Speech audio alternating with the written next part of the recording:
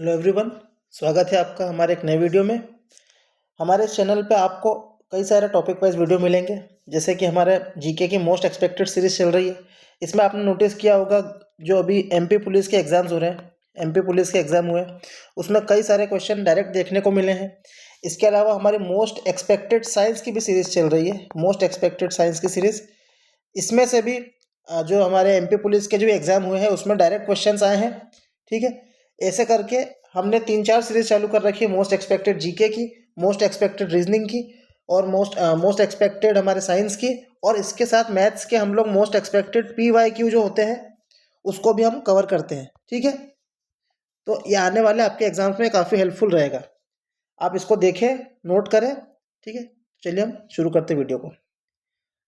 आज का जो वीडियो है वो है बायोलॉजी का एक मोस्ट इम्पॉर्टेंट टॉपिक, बायो के मोस्ट इम्पॉर्टेंट टॉपिक का है, जिसका बोलते हैं डाइवर्सिटी इन लिविंग ऑर्गेनिज्म। ठीक है, डाइवर्सिटी का मतलब क्या होता है? विविधता। तो जीवों में क्या क्या विविधता होती है, अलग अलग प्रकार के हमारे जीव होते हैं। ठीक है, अलग अलग जीव जो होते हैं, इसके अंदर हम लोग कि कौन सा जीव किस कैटेगरी के अंदर रखा जाता है, किस श्रेणी में रखा जाता है, उसको उसी श्रेणी में क्यों रखा, तो ये हम जानते हैं इस चैप्टर के अंदर। ठीक है, ये चैप्टर काफ़ी ज़्यादा इंपॉर्टेंट है, 1 से लेकर 2 क्वेश्चन हर हर एग्जाम में आपको देखने के लिए मिल जाते हैं। ठीक है, तो क्या है, सबसे पहले तो कुछ इंपॉर्टेंट फैक्ट्स जो हमें पता होने चाहिए जीवों से रिलेटेड। तो देखो, जो ब्लू व्हेल होती है ना, पहली बात तो याद रखना, जो व्हेल होती है ये मछली नहीं है, ये फिश नहीं है। कोई पूछे तो बोलना है फिश नहीं है, ये क्या है? मैमल है। मैमल का मतलब होता है स्तनधारी।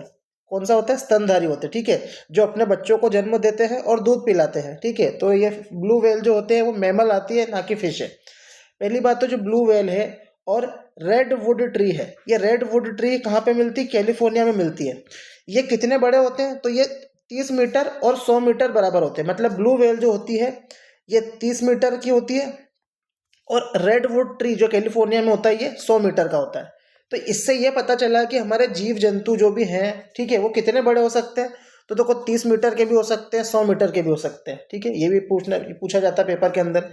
इसके बाद एक दार्शनिक हुए थे, ग्रीक थिंकर थे एरिस्टोटल। ठीक है, ग्रीक विचारक थे अरस्तु। उन्होंने क्या बोला कि जानवर जो होते हैं वो अलग अलग प्रकार के हम किस प्रकार भाग कर सकते हैं। तो उन्होंने बोला कि according to they lived on land, in water और इन एयर। अरस्तु ने बोला, ये एरिस्टोटल ने बोला कि जानवर 3 प्रकार के होते हैं, जो ज़मीन पे रहते हैं, जो पानी में रहते हैं और जो हवा में रहते हैं। वो ज़मीन पे रह सकते हैं, पानी में रह सकते हैं और हवा में रह सकते हैं। तो एनसीईआरटी की लाइन से पूछ सकता है वो कि अरस्तु ने किस प्रकार विभाजित किया था, किस प्रकार जीवों का क्लासिफिकेशन किया था। इसके बाद चार्ल्स डार्विन नाम के एक वैज्ञानिक थे। इन्होंने क्या बोला? इन्होंने सबसे पहला आइडिया दिया था एवोल्यूशन का। एवोल्यूशन का मतलब क्या होता है? एवोल्यूशन का मतलब होता है विकास। कोई भी जीव विकास कैसे करता है? जैसे हम लोग बंदर से इंसान की तरफ बने, तो बंदर पहले झुक के चलता था, फिर सीधे चलने लगा, फिर खाना बनाना सीखा। तो इसको बोलते हैं एवोल्यूशन, यानी विकास। तो विकास के ऊपर सबसे पहले बात किसने की थी? तो चार्ल्स डार्विन ने की थी। ठीक है, कब की थी? तो यह बात ध्यान रखना, पेपर में पूछ सकता है। 1859 में की थी। उनकी किताब का नाम है the origin of species. Paper में आ चुका है ये कई बार, सीधे सीधे पेपर में पूछा गया है। द ओरिजिन ऑफ स्पीशीज किताब किसने लिखी थी? तो बोलना चार्ल्स डार्विन ने लिखी थी। कब लिखी थी? 1859 में लिखी थी। सबसे पहले उन्होंने इस किताब के अंदर बताया था कि जीवों का विकास कैसे होता है। ठीक है, आगे चल के अब अन्य वैज्ञानिक आए, जिनमें से एक थे अर्नेस्ट हैकल, इनका साल याद नहीं रखना है, रॉबर्ट विटेकर और कार्ल वीज। ये 3 हुए थे, अर्नेस्ट हैकल, रॉबर्ट विटेकर और कार्ल वीज। इन्होंने जानवरों को क्लासिफाई किया किस तरह से? तो जितने भी जीवित ऑर्गेनिज्म है, जीवित जीव है, इनको किस प्रकार कैटेगराइज किया? किंगडम में बांट दिया। किंगडम का मतलब क्या होता है? जगत। जगत का मतलब क्या होता है? ये अलग अलग जगत में अलग अलग जानवर होते हैं। तो सबसे पहले किंगडम में किन्होंने बांटा? तो याद रखना, अर्नेस्ट हैकल, रॉबर्ट विटेकर और कार्ल वॉयसे या वीज बोल सकते हैं। इन तीनों ने मिलकर सबसे पहले जीवों को जगत में बांटा। अब जगत क्या होता है वो आगे बताऊंगा। तो आगे जाके जो विटेकर नाम के वैज्ञानिक थे, इन्होंने दिया 5 किंगडम क्लासिफिकेशन, यानी 5 जगत बताए। ये पेपर में पूछा गया है कि 5 किंगडम क्लासिफिकेशन किस वैज्ञानिक ने दिया है। तो 5 किंगडम क्लासिफिकेशन जिन्होंने दिया है उनका नाम है विटेकर, रॉबर्ट विटेकर। ठीक है, पहली बात तो ये हो गई। दूसरी बात, विटेकर ने 5 जगत कौन कौन से बताए? तो ये भी पूछा जाता है। मोनेरा, प्रोटिस्टा, फंगाई, प्लांटी और एनिमेलिया। ये 5 प्रकार के जगत जो है वो विटेकर ने बताए थे। मोनेरा, प्रोटिस्टा, कवक, पादप और एनिमेलिया। एनिमेलिया का मतलब होता है जानवर या जीव जंतु। ठीक है, आगे अब वीज नाम के जो वैज्ञानिक थे उन्होंने थोड़ा सा मॉडिफिकेशन किया। वीज नाम के वैज्ञानिक ने क्या किया? मॉडिफिकेशन किया। क्या मॉडिफिकेशन किया? तो ये जो मोनेरा था ना, जो ऊपर मोनेरा के बारे में बात की गई थी, ये मोनेरा, ये इन्होंने क्या किया? वीज ने मोनेरा को भी आगे और कैटेगरी में बांट दिया। तो वीज ने बोला मोनेरा को भी हम 2 कैटेगरी में बांट सकते हैं। पहला होता है आर्की बैक्टीरिया, उसको आर्की भी कहते हैं, और दूसरा होता है यू बैक्टीरिया, या जिसको बैक्टीरिया भी कहते हैं। ठीक है, तो हिंदी में भी लिखा हुआ है कि पहले विटेकर ने तो 5 किंगडम बताए थे, मोनेरा, प्रोटिस्टा, कवक, पादप और एनिमेलिया। लेकिन वीज नाम के वैज्ञानिक ने मोनेरा के अंदर 2 और कैटेगरी बता दी।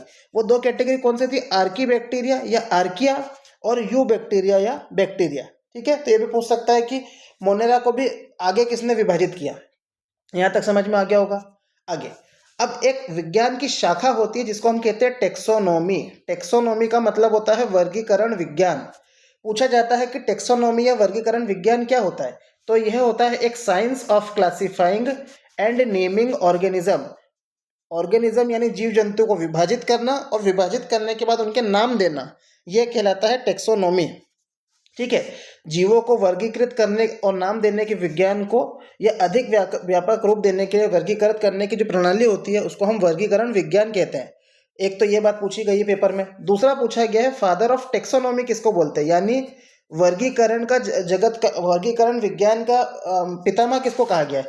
तो ये कैरोलस लिनियस को कहा गया, यानी कार्ल लिनियस नाम के एक वैज्ञानिक हुए थे जिन्हें फादर ऑफ टेक्सोनोमी यानी वर्गीकरण विज्ञान का जनक कहा जाता है। किसको?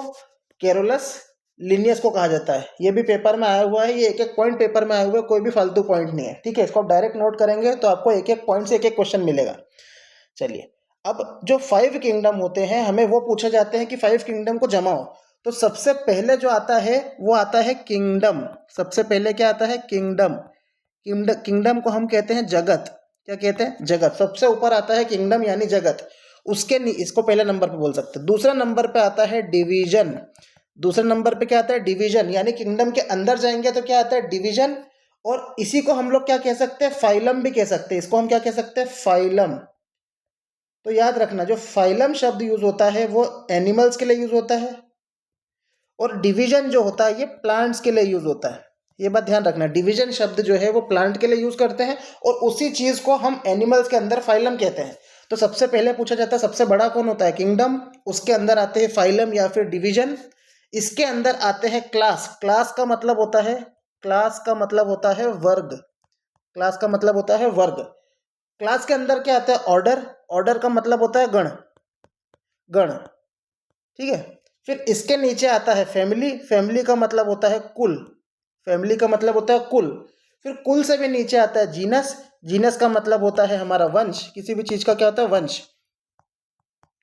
और सबसे नीचे जो आता है वो आता है स्पीशीज। सबसे नीचे क्या आता है? स्पीशीज। ठीक है, तो जैसे इंसानों का जो नाम होता है, ह्यूमंस का जो इंसानों का जो नाम होता है वो याद रखना। ह्यूमन का कोई पूछे नाम तो क्या होता है? होमो सेपियन। ह्यूमन का नाम, इंसानों का नाम क्या होता है? होमो सेपियन। तो ये जो होमो लिखा है ना, ये क्या होता है? जीनस। जीनस यानी ये वंश होता है, और सेपियन का मतलब क्या होता है? स्पीसीज। तो याद रखना, ह्यूमन का नाम होमो सेपियन है, जिसमें होमो का मतलब होता है जीनस, मतलब आगे वाला शब्द होता है जीनस, पीछे वाला क्या होता है? स्पीसीज। तो ये याद रखना। ठीक है, यहाँ तक अभी सिर्फ बेसिक बताया है। अब यहाँ से चालू होंगे किंगडम। ठीक है, अब ये जो हमारा चैप्टर है हम 3 से 4 वीडियो में खत्म करेंगे, क्योंकि इसमें बहुत सारी चीजें डिस्कस करने को। तो हम दो दो करके किंगडम उठाएंगे, 2-2 3-3 करके, और इसको खत्म कर देंगे विथ प्रैक्टिस क्वेश्चन कि क्वेश्चन कैसे आते हैं। चले, तो मोनेरा होता है सबसे पहला किंगडम। कोई पूछे पहला किंगडम क्या बताया था? मोनेरा। मोनेरा में क्या क्या होता है? तो देखो, जितने पॉइंट लिखे हैं उसी को समझना है, उसी को लिख लेना, रट लेना। इसी से ही स्टेटमेंट बन के आएंगे, इसी के क्वेश्चन बनेंगे। ठीक है, पहला, मोनेरा इस प्रकार के जीव होते हैं जिनका does not have defined nucleus and cell organelles. अब ये क्या होता है? तो देखो, जैसे इंसान का होता है शरीर, शरीर के अंदर होते हैं अलग अलग अंग जिनको हम बोलते हैं ऑर्गन। वैसे ही हमारा शरीर जो है छोटे छोटे सेल से मिलकर बना, जिसको क्या बोलते हैं? सेल। इस सेल के अंदर क्या होते हैं? छोटे छोटे अंग होते हैं जिनको हम लोग कहते हैं कोशिकांग या फिर ऑर्गेनल्स कहते हैं। कोशिकांग। जैसे हम एक शरीर, इस सेल को एक क्या माने? एक शरीर माने। तो इस शरीर को चलाने के लिए जो भी अंग रहेंगे उनको ऑर्गेनल यानी कोशिकांग कहेंगे। ठीक है, इस कोशिकांग के अंदर एक कोशिकांग होता है जिसको हम क्या कहते हैं, न्यूक्लियस। जैसे इंसान का दिमाग होता है, सेल का दिमाग कौन होता है, न्यूक्लियस। तो मोनेरा उस प्रकार के ऑर्गेनिज्म होते हैं जिसका न्यूक्लियस वेल डिफाइंड ना हो, मतलब तरीके से पता नहीं हो कि न्यूक्लियस है भी या नहीं। न्यूक्लियस होता है लेकिन हमको पता नहीं चल पाता, और उसमें सेल ऑर्गेनल्स कौन से हैं हम उनको देख के नहीं बता सकते। हिंदी में बोले तो इसमें परिभाषित केंद्रक और कोशिकांग नहीं होते, मतलब हम देख के नहीं बता सकते कि न्यूक्लियस कौन है और बाकी कोशिकांग कौन से हैं। तो पहली बात तो याद रखनी, इसके अंदर न्यूक्लियस और सेल ऑर्गेनल्स विभाजित नहीं होते, हम इनको परिभाषित नहीं कर सकते कि कौन क्या है। पहली बात तो ये हो गई। दूसरी बात याद रखनी है, जैसे हमारा शरीर है, मानव का जो शरीर है वो मल्टी सेल्यूलर है। इंसानी शरीर कैसा है, मल्टी सेल्यूलर। मल्टी सेल्यूलर मतलब अनेकों कोशिका या अनेकों सेल से मिलके बना है। ठीक है, तो जो मोनेरा होता है ये यूनिसेल्यूलर है, यानी एक कोशिकीय शरीर, मतलब इसका खुद का एक शरीर जो होता है वो एक सेल होता है। ठीक है, मतलब एक सेल ही एक शरीर होता है और एक जानवर रहता है। ठीक है, अगली बात, कुछ में सेल वॉल होती है, कुछ में नहीं होती। अब ये क्या होती है, तो देखो दो प्रकार के सेल होंगे, अभी आगे जाके बताऊंगा। एक होता है हमारा प्लांट और एक होता है एनिमल। प्लांट का मतलब होता है पादप या पेड़, और एक होता है एनिमल। तो प्लांट और एनिमल के अंदर ज़्यादातर चीज़ें सेम होती है, सिर्फ दो तीन चीज़ों का फर्क होता है। तो जो एक चीज़ का फर्क होता है वो ये होता है, जो प्लांट होते हैं, कौन होते हैं, प्लांट। प्लांट के सेल के ऊपर एक परत होती है जिसको हम कहते हैं सेल वॉल। क्या कहते हैं हम, सेल वॉल, है ना। ये कोशिका की दीवार होती है, कोशिका भित्ति बोलते हैं। और एनिमल के अंदर सेल वॉल नहीं होती है। ठीक है, तो जो सेल वॉल से जुड़ा हुआ पॉइंट ये है कि जो मोनेरा होते हैं कुछ में सेल वॉल होता है, कुछ में कोशिका भित्ति होती है, कुछ में नहीं होती है। जैसा लिखा है ऐसा का ऐसा ही याद कर लेना। अगला, मोड ऑफ न्यूट्रिशन, यानी अब ये जीव है तो इसको भी खाना पीना चाहिए, तो इनका खाना पीना जो न्यूट्रिशन होता है, पोषण होता है, वो किस प्रकार हो सकता है। तो देखो दो लिखे हैं, एक लिखा है ऑटोट्रॉपिक और एक लिखा है हीट्रोट्रॉफिक। देखो ऑटोट्रॉफिक का मतलब होता है सेल्फ, जो खुद का खाना खुद बनाए वो होता है ऑटोट्रॉफिक। जो खुद का खाना खुद ना बनाए, दूसरों पर निर्भर हो, डिपेंड ऑन अदर्स, उसको हम कहते हैं हीट्रोट्रॉफिक। ठीक है, हिंदी में क्या बोलेंगे, पोषण का तरीका या तो स्वपोषी भी हो सकता है, यानी वो खुद से भी खाना बना सकता है। खुद से मतलब ऐसा नहीं कि वो किचन में जाके खाना बना लेगा, वो आसपास मौजूद चीज़ों से ही ग्रहण करके अपने बॉडी के अंदर खाना बना सकता है वो। ठीक है, उसको बोलते हैं स्वपोषी या परपोषी, यानी वो किसी और जीव के ऊपर भी निर्भर हो सकता है मोनेरा। तो मोनेरा में दो प्रकार से पोषण होता है, स्वपोषी और परपोषी, ऑटोट्रॉफिक या हीट्रोट्रॉफिक। ठीक है, अगली बात, हर जितने भी किंगडम बताऊंगा इसमें जितने भी एग्जाम्पल दिए हैं वो ऐसे के ऐसे याद करने हैं, पेपर में ऐसे ही आएंगे। तो देखो मोनेरा की बात हो रही है, तो मोनेरा के अंदर आते हैं bacteria, blue green algae. Blue green algae याद रखना, एल्गी, ये ब्लू ग्रीन एल्गी एक प्रकार का बैक्टीरिया है। ब्लू ग्रीन एल्गी क्या है, एक प्रकार का बैक्टीरिया है। अब बैक्टीरिया क्या होता है, एक प्रकार का जानवर होता है, जीव होता है। लेकिन ब्लू ग्रीन एल्गी क्या है, एक ऐसा प्रकार का बैक्टीरिया है जो क्या कर सकता है, जो अपना मतलब जैसे पेड़ पौधे होते हैं, पेड़ पौधे हरे रहते हैं, जो हरे पेड़ पौधे रहते हैं वो धूप लेते हैं और खाना बनाते हैं। तो जो ब्लू ग्रीन एल्गी रहती है ना, वो भी ऐसा रहता है कि उसका हरा हरा कलर रहता है, वो धूप लेके खुद ही खाना बना लेगा, जीव होने के बाद भी खाना बना लेगा। ठीक है, तो इसको हम लोग और क्या कहते हैं, साइनोबैक्टीरिया भी कहते हैं। ब्लू ग्रीन एल्गी को साइनोबैक्टीरिया भी कहते हैं, और माइकोप्लाज्मा। तो देखो कोई पूछे मोनेरा क्या होता है, तो मोनेरा में बैक्टीरिया आते हैं, ब्लू ग्रीन एल्गी आते हैं, साइनोबैक्टीरिया आता है और माइकोप्लाज्मा आता है। ये आपको चार नाम याद रखने अच्छे से। हिंदी में भी दे रखा है, बैक्टीरिया, नीला हरा शैवाल, साइनोबैक्टीरिया और माइकोप्लाज्मा। ठीक है, तो पहला मोनेरा का ये पार्ट खत्म हुआ, 5 पॉइंट है इसके अंदर। अब इसके एग्जाम्पल देखो, एनसीईआरटी के बैक्टीरिया हमको ऐसा दिखाई देता है। एक और एग्जाम्पल याद रखना है मोनेरा के अंदर ही, जिसको बोलते हैं एना बेना। ये इंग्लिश में भी याद रखना, हिंदी में भी याद रखना, एना बेना। पेपर में आ चुका है, एना बेना किस में आता है, तो बोलना एना बेना किस में आता है, मोनेरा में आता है। ठीक है, 3-4 बार करोगे तो इजीली याद हो जाएगा। अब आप लोग पूछेंगे कि इसमें क्वेश्चन किस प्रकार आएंगे, तो देखो क्वेश्चन प्रैक्टिस इस प्रकार आएंगे। पूछा जाएगा, ये एसएससी जेईई में पूछा है कि इनमें से बताओ मोनेरा ग्रुप में कौन कौन आता है। मोनेरा ग्रुप का मतलब होता है मोनेरा जगत, यानी मोनेरा किंगडम में कौन कौन आता है। पहला सवाल तो ये हो गया। तो देखो अलग अलग ऑप्शन दिए हैं, जितने एग्जाम्पल बताए हैं उसके अलावा कुछ भी दिखे तो वो गलत है, सीधे ये याद रखना। तो देखो मैंने ऊपर एग्जाम्पल बताया, उसमें एक बैक्टीरिया बताया था, तो बैक्टीरिया जहाँ भी दिखे सीधे बोलना वो किस में आता है, मोनेरा में आता है। Bacteria, cyanobacteria, blue green algae और माइकोप्लाज्मा, ये 4 नाम याद रखने हैं तो मोनेरा में आते हैं। तो आंसर क्या हो गया, ऑप्शन नंबर सी। आंसर क्या हो गया हमारा, ऑप्शन नंबर सी। अब अगला क्वेश्चन एमपी पुलिस में आया, देखो कि इनमें से कौन सा कथन बोला है, which of the following statement about Monera is true, यानी मोनेरा जगत के लिए कौन कौन से कथन सही हैं। तो देखो अलग अलग चीजें बताई, लेकिन मैंने जो 4 या 5 पॉइंट बताए हैं अपने को सिर्फ वही याद रखना है। क्या याद रखना है कि उसमें बताया था जो मोनेरा होता है उसके अंदर जो न्यूक्लियस होता है, न्यूक्लियस का मतलब होता है केंद्रक यानी दिमाग, और उसके जो क्या होते हैं ऑर्गेनल्स, सेल ऑर्गेनल्स है ना, यानी कोशिकांग, वो हमें क्लियरली परिभाषित नहीं होते हैं, है ना। तो ये ऑप्शन आ गया आंसर नंबर डी। क्या कि जो मोनेरा होता है हमारा, उसका वो एक ऑर्गेनिज्म होता है, एक जीव होता है जिसका न्यूक्लियस नहीं होता, जिसका एक परिभाषित न्यूक्लियस नहीं होता। न्यूक्लियस मतलब उसका खुद का दिमाग नहीं होता, और मेम्ब्रेन बाउंड ऑर्गेनल्स भी नहीं होते उसके अंदर, मतलब उसके अंदर कोशिकांग भी नहीं होते। तो देखो ये पॉइंट तो मैंने बताया यहाँ पे, है ना। ये पॉइंट हमारा कहाँ गया, ये पॉइंट हमारा पॉइंट नंबर 1 था, ठीक है। चलो ऐसे करके एक एक चीज को याद रखना है, डायरेक्ट क्वेश्चन यहीं से बनेंगे। हिंदी में भी दे रखा है, इसको आप देख सकते हैं। तो इसका आंसर क्या हो जाएगा, मोनेरा में वो जीव शामिल है जिनमें केंद्रक और झिल्लीबद्ध कोशिकांग नहीं होते, ठीक है।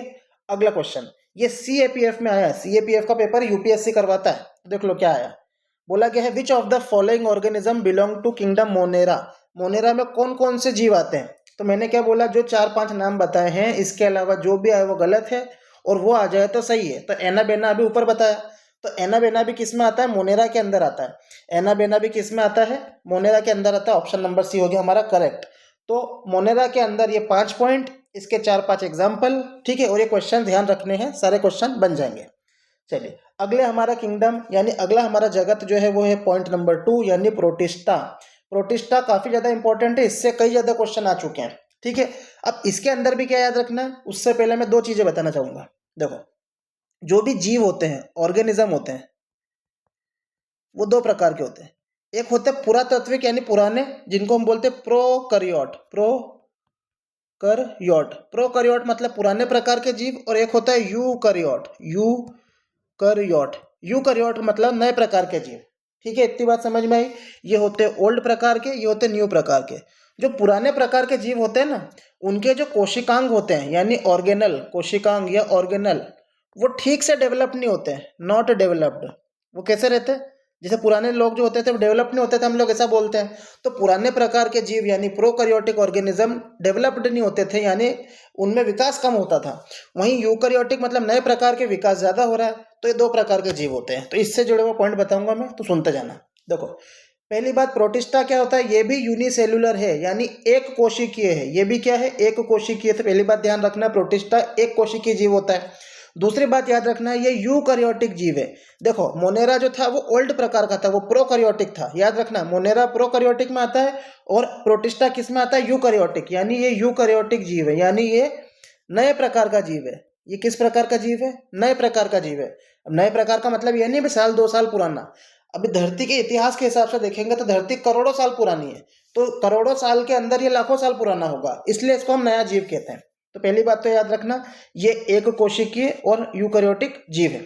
दूसरी बात याद रखना, some of these organism use appendages. Appendages मतलब ये घूमने फिरने के लिए इनके कुछ हाथ पैर जैसे अंग होते हैं, तो इनको हम अपेंडेजेस बोलते हैं इंग्लिश में। तो देखो कुछ जो प्रोटिस्टा वाले जीव होते हैं उनमें बाल जैसा एक स्ट्रक्चर होता है जिसको सीलिया कहते हैं। पहली बात तो याद रखना, सीलिया है ना, बाल जैसा स्ट्रक्चर जो होता है उसको सीलिया कहा जाता है। मतलब एक बाल जैसा स्ट्रक्चर होता है ऐसा, जिसके सहारे वो चलता फिरता है। इसके अलावा विप मतलब जो हमारे जैसे हंटर होता है ना, जिससे हंटर से किसी को मारते हैं तो विप बोलते हैं उसको। तो हंटर जैसा या विप जैसा जो एक शेप होता है उसको बोलते हैं फ्लैजिला। तो पूछ सकते हैं कि प्रोटिस्टा किस प्रकार चलता है, तो बोलना एक तो बाल जैसा कोई एक बाल जैसा अंग होता है जिसको सीलिया कहते हैं, और एक हमारे हंटर जैसा अंग होता है जिसको फ्लैजिला बोलते हैं, जिससे वो मूव करता है। हिंदी में क्या बोलेंगे, इसमें से कुछ जीव घूमने फिरने के लिए बाल जैसा अंग या जैसे सीलिया या चाबुक जैसी कशाभिका, देखो कशाभिका, फ्लैजिला का मतलब क्या होता है कशाभिका, तो हिंदी में याद रखना फ्लैजिला का मतलब होता है कशाभिका जैसे उपांग का उपयोग करते हैं। तो पहली बात याद रखना प्रोटिस्टा यूनिसेल्युलर यानी एक कोशिकीय जीव है, नए प्रकार का जीव है। दूसरा क्या याद रखना है कि ये घूमने फिरने के लिए सीलिया या कशाभिका नाम जैसे उपांगों के द्वारा चलता है। पहली बात तो ये हो गई। अगली बात ये याद रखनी न्यूट्रिशन कैसा है इसके अंदर, न्यूट्रिशन मतलब ये भी पोषण लेगा। तो देखो ये भी ऑटोट्रॉफिक हो सकता है, मतलब खुद का खाना खुद बना सकता है, या हीटरोट्रॉफिक हो सकता है जो किसी और पे निर्भर हो सकता है। ठीक है, यह स्वपोषी हो सकता है, परपोषी हो सकता है, सेम पिछला पॉइंट जैसा। इसके एग्जाम्पल काफी इंपॉर्टेंट है, पेपर में आया है। यूनिसेल्युलर, इसके अंदर कौन कौन से एग्जाम्पल, एक तो एक कोशिकीय शैवाल जो होती है, यूनिसेल्युलर एल्गी, जो काई दिखती है हरी हरी, हमारे जो पानी जहाँ पे ज़्यादा होता है वो काई हरे रंग की, उसको बोलते हैं एल्गी। तो यूनिसेल्युलर एल्गी आती है एक तो एग्जाम्पल इसका, ये एग्जाम्पल याद रखना है। अगला एग्जाम्पल याद रखना है डायएटॉम, डायएटॉम भी एक प्रकार का जीव है। और प्रोटोजोआ, प्रोटोजोआ भी एक प्रकार का जीव है। ठीक है, आपके लिए होमवर्क है कि प्रोटोजोआ से होने वाली बीमारियों को एक बार पढ़ना है, जो मैं पुराने वीडियो में डिजीज वाले वीडियो में कवर कर चुका हूँ। उससे एक क्वेश्चन आएगा कि प्रोटोजोआ से कौन कौन सी बीमारी होती है और वो किस प्रोटोजोआ से होती है, तो आपको ये होमवर्क में बताना है। ठीक है, तो ये पॉइंट थे। अब इसके एग्जाम्पल देख सकते हैं। पहला एग्जाम्पल है पैरामीशियम। पहला एग्जाम्पल क्या है, पैरामीशियम। पैरामीशियम क्या है, एक प्रकार का प्रोटोजोआ है। पहली बात तो याद रखना। दूसरी बात किस में आता है, प्रोटिस्टा में आता है। ठीक, और एक और बात याद रखना है कि इसका शेप जो होता है ना, स्लीपर जैसा होता है, जो हमारी चप्पल होती है ना, स्लीपर शेप, चप्पल जैसी शेप का होता है, इसलिए इसको स्लीपर ऑर्गेनिज्म बोलते हैं। स्लीपर, स्लीपर यानी चप्पल जैसे शेप का, तो वो चप्पल जैसे दिखाई दे रहा है ना, इसलिए पैरामीशियम। अगला अमीबा। अमीबा जो होता है ये भी एक प्रकार का क्या है, प्रोटिस्टा के अंदर आता है, यानी प्रोटोजोआन। तो ये अमीबा भी बहुत इंपॉर्टेंट है, इसको याद रखना कि अमीबा किस में आता है, प्रोटिस्टा में आता है अमीबा। ठीक है, अगला यूगलीना। यूगलीना भी किस में आता है, तो ये भी हमारे किस में आता है, प्रोटिस्टा में आता है। देखो इसके एक बाल जैसा एक अंग दिख रहा है, ये बाल जैसा, ये इसको बोलते हैं फ्लैजिला। इसको अपन क्या बोलते हैं, फ्लैजिला। फ्लैजिला को ऊपर अभी बताया हिंदी में क्या बोलते हैं, तो फ्लैजिला को हम लोग कहते हैं कशाभिका। फ्लैजिला को हम लोग क्या बोलते हैं, कशाभिका। इसके सहारे वो पकड़ पकड़ के चलता है। ठीक है, तो ये किसका एग्जाम्पल हो गया, प्रोटोजोआ का एग्जाम्पल हो गया। तो हमारे दो किंगडम खत्म हो गए, एक तो मोनेरा और एक प्रोटिस्टा। मोनेरा के अंदर भी बता दिया, प्रोटिस्टा के अंदर भी बता दिया। अब तीसरा किंगडम जो आता है वो आता है फंगई। फंगी का मतलब होता है कवक। जो भी हमारा मशरूम और ये जो होते हैं ना, ये सब किस में आते हैं, हमारे कवक में आते हैं। यहाँ से हमारे जो चालू होंगे ऑर्गेनिज्म वो बड़े होते जाएंगे साइज में। ठीक है, तो देखो पहली बात तो याद रखना है ये किस प्रकार के पोषण है, तो इनका जो न्यूट्रिशन है, न्यूट्रिशन यानी पोषण, तो एक ऐसा होता है हीटेरोट्रॉफिक होता है। हीटेरोट्रॉफिक मतलब ये किसी और पर निर्भर है। पहली बात तो याद रखना कि इनका पोषण कैसा होता है, हीटेरोट्रॉफिक यानी किसी और पर निर्भर है। दूसरा, ये किस प्रकार के जीव है, यूकैरियोटिक। यूकैरियोटिक का मतलब होता है ये किस प्रकार के जीव है, नए टाइप के जीव है, न्यू टाइप के जीव है। पहली बात तो याद रखना। दूसरा, इनके कुछ कुछ जो परिवार के सदस्य होते हैं उनमें सेप्रोफाइटिक मोड ऑफ न्यूट्रिशन होता है।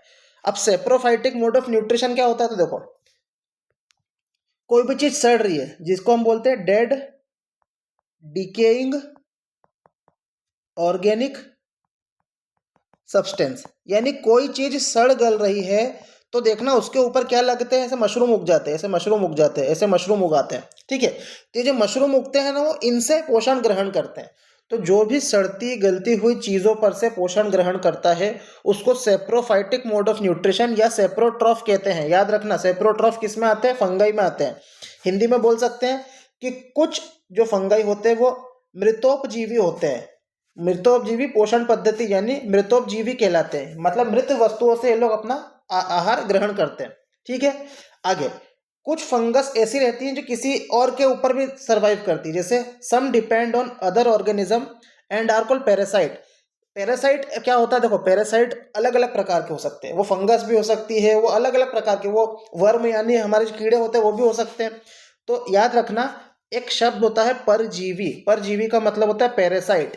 पैरासाइट का मतलब होता है जो किसी और पर निर्भर है, किसी और पर, depend on other, depend on other. देखो पैरासाइट जो किसी और पर निर्भर है और नेगेटिव इम्पैक्ट डालता है, यानी वो नुकसान कर रहा है, कोई बहुत सारे जीव ऐसे भी होते हैं जो अच्छे भी होते हैं, उनको हम पैरासाइट नहीं बोलते, वो हमारे फायदे की चीज़ करते हैं। लेकिन ऐसे ऑर्गेनिज्म, ये ऐसे जीव जो हमारा नुकसान कर रहे हैं, वो परजीवी कहलाते हैं, वो हमारे ऊपर निर्भर रहते हैं या किसी और के ऊपर निर्भर रहते हैं। ठीक है, तो ये कुछ जो फंगस है या कवक है, ये क्या होते हैं, तो ये कैसे होते हैं, पैरासाइटिक नेचर के होते हैं, यानी किसी और के ऊपर निर्भर रहते हैं और उसका नुकसान करते हैं। ठीक है, आगे ये जो फंगई है या कवक है, they can become multi cellular at maturity, यानी हमारा जो फंगस है, जो जीव है, जो शुरू शुरू में तो कैसा रहता है, वो यूनिसेल्युलर यानी एक कोशिकीय रहता है, लेकिन जैसे जैसे वो बड़ा होता जाएगा वो परिपक्व होने पर क्या बन जाएगा, बहुकोशिकीय बन जाएगा। ठीक है, ध्यान रखना है कैसा बन जाएगा वो, बहुकोशिकीय। ठीक है, आगे ध्यान रखना है, अब जैसे जैसे हम आगे बढ़ते जाएंगे इनमें नई नई चीजें आती जाएगी। तो देखो ये जो फंगस होता है ना, इसके बाहर एक परत होती है, जो हमारा फंगस होता है उसके बाहर एक परत होती है जिसको हम क्या कहते हैं, सेल वॉल, जो ऊपर बताया था कोशिका भित्ति। पेपर में आया है कि फंगस की जो सेल वॉल होती है वो किसकी बनती है, तो वो शक्कर की बनती है, जिसको हम काइटिन बोलते हैं। पेपर में आया है काइटिन। ठीक है, कि फंगस की जो कोशिका भित्ति होती है वो काइटिन नाम के एक कठोर जटिल शक्कर से बनती है। ध्यान रखना कि जो काइटिन नाम की शक्कर होती है वो किस में होती है, तो बोलना काइटिन नाम की शक्कर जो होती है वो होती है हमारे किसके अंदर, फंगस यानी कवक के अंदर। एक और होमवर्क याद रखना, होमवर्क के मतलब पॉइंट याद रखना कि जो हमारे प्लांट होते हैं, प्लांट का मतलब होता है पादप, पादप, पादप की जो सेल वॉल होती है वो किससे बनती है, सेल्यूलोज से बनती है। किससे बनती है, सेल्यूलोज नाम के तत्व से बनती है। सेल्यूलोज भी क्या है, एक प्रकार का तत्व है जिससे कि हमारे प्लांट्स की दीवारें बनती हैं। इनके एग्जाम्पल याद रखना फंगस के, फंगाई के, तो यीस्ट, यीस्ट का मतलब होता है खमीर, जो ब्रेड बनाने के काम में आती है। मोल्ड, मोल्ड भी एक प्रकार की काई है, जो पीली पीली काई होती है, पीली पीली जो फंगस होती है वो। और मशरूम, जो मशरूम हम खाते हैं ना, वो भी एक प्रकार का क्या है, फंगस है, यानी ये जीव है, इसको पेड़ पौधा मत समझना। जो मशरूम खाते हैं वो अपने आप को वेजिटेरियन मत समझना। तो यीस्ट, फफूंद और मशरूम, तो ये इसके 6 पॉइंट अभी मैंने बताए। अब इसका एग्जाम्पल देखो, तो देखो इसका एग्जाम्पल पहला है यीस्ट, यीस्ट यानी खमीर। याद हो सके तो इसका नाम याद रख लेना, इसका नाम ये लिखा हुआ है सैकेरोमाइसिस। क्या नाम है, सैकेरोमाइसिस। दूसरा एक फंगस का एग्जाम्पल होता है जिसको हम कहते हैं मोल्ड, मोल्ड भी एक प्रकार का एग्जाम्पल होता है। इसका मोस्ट क्लासिक एग्जाम्पल है पेनिसिलियम। इंग्लिश में भी यही होता है, हिंदी में भी होता है पेनिसिलियम। पेनिसिलियम एक ऐसी फंगस है जिसका उपयोग क्या करने के लिए किया गया था, एंटीबायोटिक बनाने के लिए किया गया था। क्या बनाने के लिए, एंटीबायोटिक। तो बताना पेनिसिलियम एंटीबायोटिक किसने बनाई थी, ये होमवर्क है। पेनिसिलियम एंटीबायोटिक किसने बनाई थी, ये बहुत ही ज़्यादा मतलब ब्रेक थ्रू मूवमेंट था हमारे साइंस के अंदर, क्योंकि इससे जो हमने एंटीबायोटिक बनाया था इससे लाखों करोड़ों अरबों जान बचाए जा चुके हैं अभी तक। ठीक है, जितने हम लोग सर्वाइव कर रहे हैं वो पेनिसिलियम के कारण सर्वाइव कर पाए हैं अभी तक। ठीक है, तो ये भी बहुत इंपॉर्टेंट है कि पेनिसिलियम किस में आता है, तो फंगस में आता है। तीसरा अगेरिकस नाम का जो होता है, जो हम खाते हैं, वो कहते हैं मशरूम। मशरूम जो होता है वो अगेरिकस कहलाता है। ये भी किस में आता है, फंगी में आता है। तो फंगी में 3 चीज याद रखनी, यीस्ट, मोल्ड और मशरूम। और जो नाम याद नहीं हो तो कम से कम पेनिसिलियम का तो नाम याद रख लेना। ठीक है, ये बहुत इंपॉर्टेंट है। अब कुछ इंपॉर्टेंट पॉइंट है इनसे जुड़े हुए। एक रिलेशन होता है, एक संबंध होता है जिसको बोलते हैं सिम्बायोटिक रिलेशन। सिम्बायोटिक रिलेशन का मतलब होता है, जब इसको हिंदी में कहते हैं सजीवी संबंध। तो जब 2 जीव एक दूसरे के साथ रहते हैं और एक दूसरे का भला करते हैं। देखो पैरासाइट भी एक दूसरे के साथ रह रहा था लेकिन वो नुकसान कर रहा था, लेकिन जब 2 जीव एक दूसरे के साथ रहें और एक दूसरे का फायदा करवाएं, उसको कहलाते हैं सिम्बायोटिक रिलेशन, यानी सहजीवी संबंध। The relation in which organism depend on each other, जब ऑर्गेनिज्म एक दूसरे पर डिपेंड करें तो उसको क्या कहते हैं, सिम्बायोटिक रिलेशन। इसका क्लासिक एग्जांपल जो पेपर में सीधे आता है वो क्या आता है, लाइकन। एक लाइकन नाम का जीव होता है, लाइकन नाम का एक ऑर्गेनिज्म होता है, जो पूछा जाता है किससे मिलके बनता है, तो वो फंगी, फंगी यानी कवक, और एल्गी, एल्गी का मतलब होता है शैवाल, जो ऊपर बताया ना, इन दोनों से मिलके बनता है वो। और किन दोनों से मिलके बनता है ये भी याद रखना है। तो एल्गी जो होती है वो ब्लू ग्रीन एल्गी होती है और साइनोबैक्टीरिया हो सकता है। याद रखना एल्गी कौन हो सकती है, या तो ब्लू ग्रीन एल्गी हो सकती है या साइनोबैक्टीरिया, नील हरित शैवाल हो सकती है या साइनोबैक्टीरिया, और कवक फंगी कोई भी हो सकती है। तो ये याद रखना, पेपर में आएगा डायरेक्ट। चलो अब एल्गी से जुड़े हुए कुछ क्वेश्चन जो पेपर में आए हैं, देखो सीजीएल में आया। एक प्रकार की एल्गी होती है जिसको हम बोलते हैं क्लोरेला। तो पेपर में पहले पूछा जा चुका है कि क्लोरेला क्या है, एक प्रकार की एल्गी है। एल्गी का मतलब क्या होता है, क्लोरेला नाम की जो है एक प्रकार की शैवाल है। तो यही इसी के बारे में क्या पूछा गया है। तो जो ये शैवाल है ये प्रोटीन में सबसे ज़्यादा मात्रा होता है इसके अंदर सबसे ज़्यादा प्रोटीन होता है, मतलब इसको सुपर फूड कहा जाता है। क्या कहा जाता है इसको? Super food. ये इतना प्रोटीन होता है, अगर इसको जापान के लोग बहुत खाते हैं, ठीक है, ये इतना प्रोटीन होता है इसके अंदर जितना किसी भी मृत मतलब हम जीव मार के खाते हैं उसमें भी नहीं होता जितना इसके अंदर होता है, ठीक है। तो पेपर में पूछा गया है कि क्लोरेला इतनी खास क्यों है, क्योंकि क्लोरेला में प्रोटीन भरा हुआ है इसीलिए, ठीक है। पहला क्वेश्चन तो ये हो गया। क्लोरेला में कौन सा पोषक तत्व होता है? क्लोरेला में प्रोटीन नाम का तत्व पाया जाता है, ठीक है। अगला, इनमें से कोई, अब दो एल्गी का नाम बताने हैं कि which of the following algae are rich in protein. अभी ऊपर बात की प्रोटीन में रिच हो, and are used as food supplement by space traveller. जो अंतरिक्ष में यात्रा करते हैं, अब उनको अंडा और नॉनवेज तो मिलेगा नहीं आसमान में, तो वो लोग क्या करेंगे? अपने प्रोटीन की कमी कैसे पूरी करते हैं? तो दो प्रकार की एल्गी यानी दो प्रकार की शैवाल से करते हैं। एक होती है स्पिरुलिना और एक होती है क्लोरेला। याद रखना, स्पिरुलिना और क्लोरेला ये दो प्रकार की एल्गी होती है या कवक होते हैं। स्पिरुलिना और क्लोरेला जो प्रोटीन का एक अच्छा स्रोत होते हैं। इसको कौन यूज करता है? तो हमारे अंतरिक्ष यात्री यूज करते हैं। और ठीक है, ये एनटीपीसी में आया हुआ सवाल है ना, तो इसको ध्यान रखना, ये एनटीपीसी में आया हुआ सवाल है, ठीक है। इसी के साथ हमारा ये वाला किंगडम भी खत्म होता है। अब इसके आगे के किंगडम जो है हम लोग अगले वीडियो में करेंगे। आपको अगर हमारा वीडियो अच्छा लगा तो इसको लाइक ज़रूर करें, शेयर करें, कमेंट करके ज़रूर बताएं कि आपको वीडियो की क्वालिटी कैसी लगी। अगर आपको अच्छा लगे तो इस वीडियो को अपने दोस्तों के साथ भी शेयर करें। अगर कुछ अच्छा ना लगा हो तो कमेंट करके ज़रूर बताएं, ठीक है, जिससे कि आने वाले हमको वीडियो में इम्प्रूवमेंट करने का मौका मिलेगा। इनको आप अच्छे से नोट करके रिवीजन करें, आपके डायरेक्ट इसमें क्वेश्चन पेपर में फंसेंगे। चलिए वीडियो ख़त्म करते हैं। धन्यवाद।